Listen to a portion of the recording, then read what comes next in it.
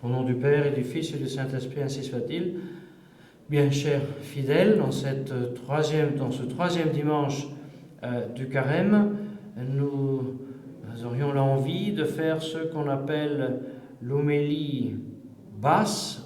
On aurait envie de lire phrase par phrase, mot à mot, l'épître aux Éphésiens et l'évangile de Saint Luc qui nous est aujourd'hui donné pour le troisième dimanche du Carême, pour méditer et expliquer la profondeur de ces paroles. Dans l'épître aux Éphésiens, notre Seigneur, Saint Paul nous invite d'être donc des imitateurs de Dieu en tant que fils bien-aimés.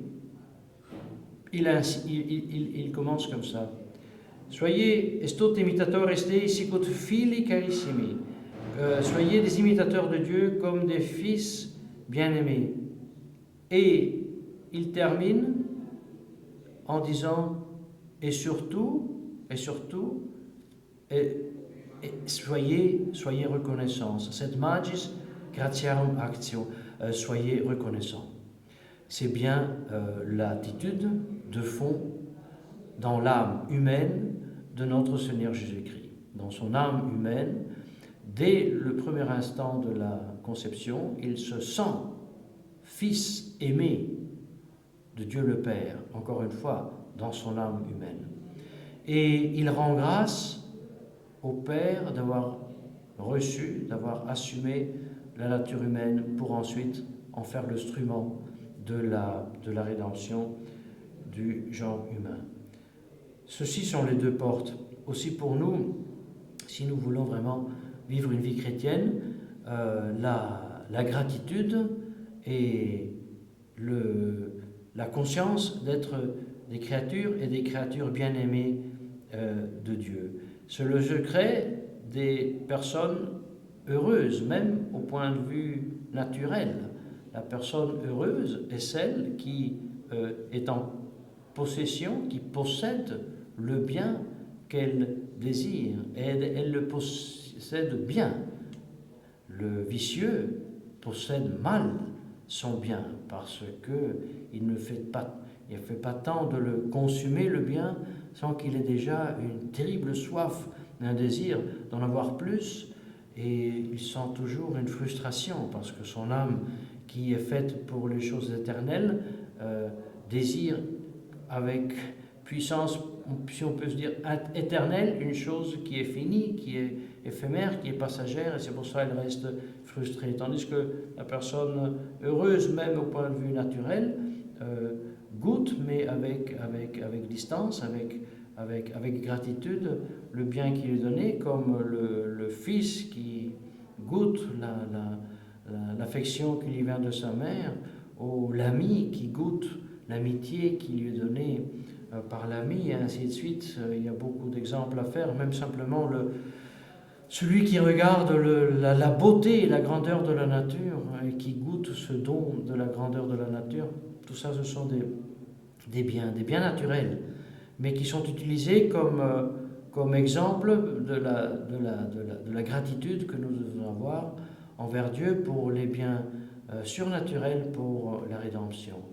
Et dans ce cadre, ensuite, saint Paul stigmatise bien sûr la fornication, l'impureté, de quelque espèce que ce soit, c'est-à-dire selon ou contre nature, et il défend aussi la parole inutile, la scurrilité, et tenez-vous loin de ceux qui essayent de vous séduire par des vains raisonnements, et surtout n'ayez aucune part avec eux.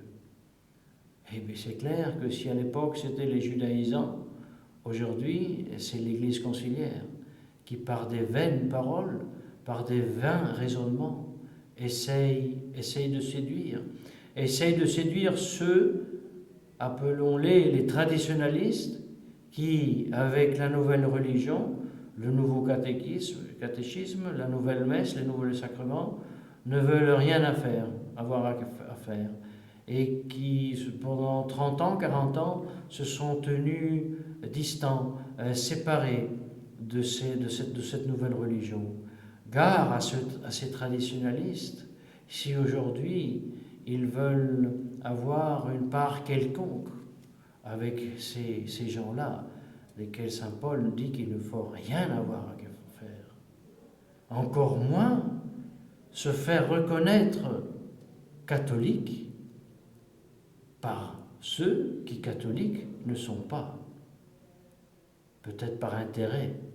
Ça serait le début d'une fin pire que celle qui était au début, dans les années 60-70, quand on a chassé les églises. C'est exactement ce que dit notre Seigneur Jésus-Christ aussi dans l'Évangile. Gare à ceux qui commencent la vie chrétienne, qui prient, qui font pénitence, et ensuite ils laissent tomber les bras, ils se mettent au repos, et alors le démon vient, et il vient avec cet autre démon plus puissant que lui, et ensuite la fin de cette âme est pire que non, l'état avant de la grâce divine qui est entrée dans son âme.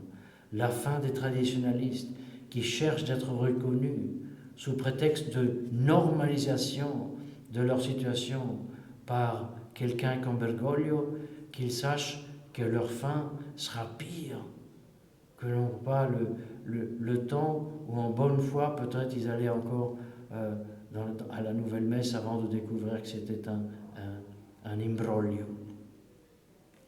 Très important de rappeler ces choses tous les jours à nos esprits et le dire aussi à tous ces fidèles, même prêtres, qui maintenant commencent à peut-être réfléchir et abandonner la fraternité, ou ceux qui étaient la fraternité sacerdotale Saint-Pédis. Devant toutes ces réalités, donc, nous voulons nous maintenir dans l'action de grâce comme fils bien-aimés de Dieu, éviter et combattre la fornication, mais tout cela uniquement au nom de Dieu et par grâce de Dieu et pour sa gloire, sans nous faire donc dévier par des faux et des vains raisonnements et des fausses promesses, et ayant toujours la foi comme premier paramètre pour juger les situations. Voilà, par exemple, comme notre Seigneur Jésus-Christ lui-même rend ad absurde les pensées des pharisiens qui disent, lui, il chasse les démons au nom des démons. Il leur démontre comme c'est absurde ce qu'ils sont en train de penser.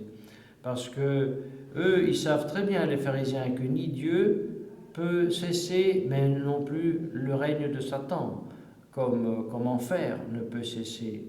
Et donc, puisque c'est vrai qu'un royaume divisé en soi cesse d'exister, si vraiment le démon se chassait soi-même, l'enfer cesserait d'exister. Or, suggère notre Seigneur Jésus-Christ aux pharisiens, vous savez très bien que l'enfer ne cessera pas d'exister, donc rendez-vous compte de l'absurdité que vous êtes en train de me reprocher. Demandez à vos exorcistes au temple au nom de qui eux ils font les exorcistes, et ils vous répondront au nom de Dieu, alors ils seront vos juges et ils vous jugeront. Quel est le grain de sable de vérité qu'on puisse cueillir de cet absurde reproche qui font notre Jésus, c'est-à-dire le fait de chasser les démons avec les démons? Le grain de vérité, c'est que le démon peut feindre, peut faire comme si il était chassé. Bien sûr, nous sortons complètement du contexte de l'Évangile et nous faisons une réflexion sur ce qui se passe aujourd'hui, les soi-disant exorcismes. Partout on voit des exorcismes. Et ceux qui créent encore beaucoup plus de confusion, c'est que souvent ce sont de pauvres gens qui vraiment ont des problèmes, qui courent près des exorcistes. Mais là, on n'est pas professé la vraie foi. Le démon, il fait du théâtre. Il joue, il feint et la maladie et la guérison de la maladie. Et c'est très facile pour le démon feindre les symptômes d'une maladie et ensuite les faire disparaître. Voilà pourquoi ceux qui disent non, Medjugorje, ça c'est certainement vrai parce que j'avais la sciatique, je suis allé là-bas et puis je l'avais plus. J'avais mal au nerf et après un après-midi là-bas, après l'apparition, alors j'avais plus rien. Ça c'est pas un argument pour une apparition venue de Dieu. Quand la foi est professée, quand la vertu, la vraie vertu est exercée, alors un fait extraordinaire peut venir à confirmer la vérité de la foi d'une apparition. Mais quand il n'y a pas la foi, il n'existe de miracle que puisse, que puisse confirmer l'origine divine d'un prodige. Jamais de la vie. Voilà, ce vaut donc non seulement pour Medjugorje, mais pour tous les pseudo-miracles qu'on vante aujourd'hui pour donner raison à membres de l'Église conciliaire ou à l'Église conciliaire elle-même. Au contraire, peut-être qu'il y a des signes qui démontrent l'origine démoniaque de cette Église conciliaire, comme par exemple les, la colombe que Bergoglio a fait sortir de sa fenêtre et qui était déchiquetée et tuée par un corbeau et par un gabiano.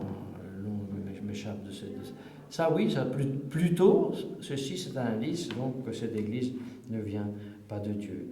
Voilà, nous restons sur notre garde et par intercession de la Sainte Vierge Marie, nous voulons rester fermes dans la foi, non pas abandonner le jeûne, l'abstinence et la prière du carême, afin que notre fin ne soit pas pire que le début, mais afin que nous soyons trouvés sanctifiés le jour de Pâques et nous puissions rester tels, au nom du Père et du Fils et du Saint-Esprit, ainsi soit-il.